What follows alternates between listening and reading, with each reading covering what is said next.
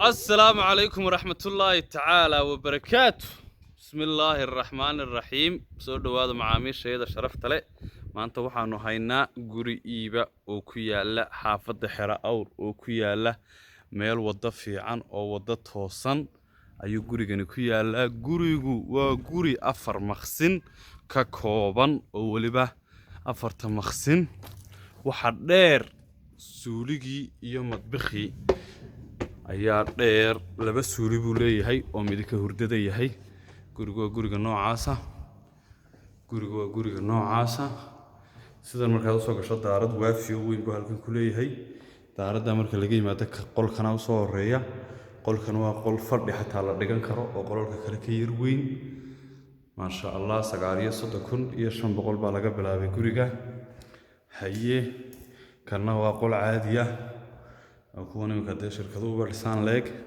kana waa qol kale oo caadi ah, labada qolna way isla leeyihiin, labada qol ee kalena way ka waaweyn yihiin. labada qol ee caadiga ah waa kan hurdadu waa hurdo weyn iyo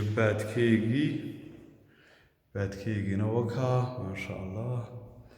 haye hurdadiina wata.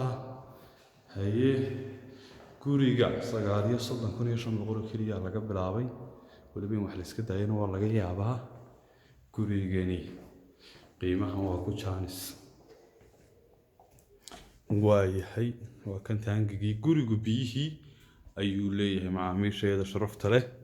halkan waa suuligii oo meel dambe oo dahsoon ku yaala. waa suuligii meel dambe oo dahsoon ku yaala. gurigu ranjeer buu yar baahan yahay.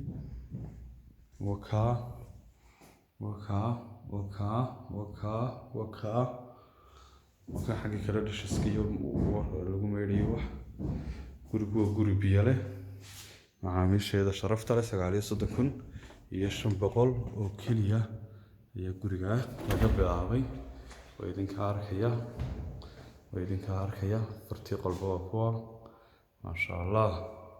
kuwa fartii qolba 1 2 3 4 soo dhawaada macaamiisheeda sharafta leh. waa mar kale iyo guuleed iyo waliba jaaniskii oo idinla wadaagay.